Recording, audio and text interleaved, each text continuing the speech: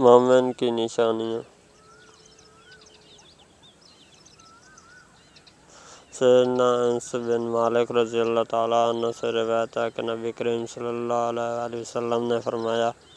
اس ذات کی قسم جس کے ہاتھ میں میری جان ہے، کوئی بندہ اس وقت تک مومن نہیں ہو سکتا جب تک اس طرح نہ ہو جائے کہ جو خیر و بھلائی وہ اپنے لیے پسند کرے وہی اپنے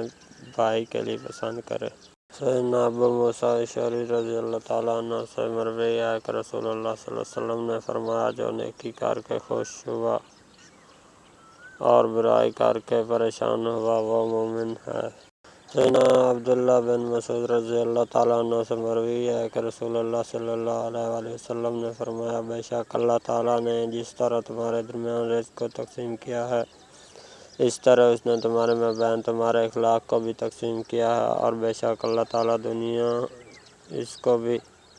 عطا کر دیتا ہے جس سے وہ محبت کرتا ہے، اور اس کو بھی دے دیتا ہے جس سے وہ محبت نہیں کرتا، لیکن دین کی نعمت صرف اس کو عطا کرتا ہے جس سے محبت کرتا ہے۔ اللہ تعالیٰ نے جس کو دین عطا کر دیا اس کا مطلب یہ ہوگا کہ اللہ تعالیٰ اس سے محبت کرتا ہے۔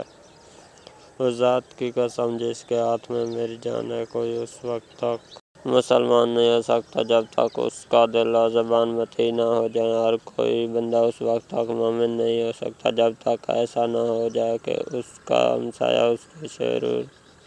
سے محفوظ رہے۔ لوگوں نے کہا، اے اللہ کے نبی، فوائق سے کیا مراد ہے؟ آپ صلی اللہ علیہ وآلہ وسلم نے فرمایا، اس کا ظلم و زیادتی کرنا،